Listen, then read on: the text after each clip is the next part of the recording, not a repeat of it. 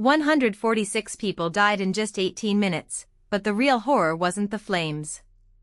It was the locked doors. On March 25, 1911, inside the Triangle Shirtwaist Factory in New York City, garment workers, mostly young immigrant women, were trapped. The owners had locked the stairwell exits to prevent theft and unauthorized breaks.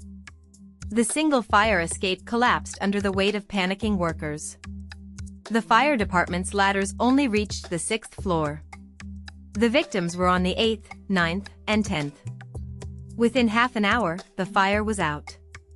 But the death toll was already set: 146 people, many of whom jumped from windows rather than burn alive.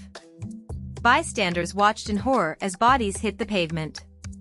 The tragedy sparked outrage. On April 5, 1911, the Workers' Union organized a massive march through Manhattan. That march didn't bring back the dead, but it forced change.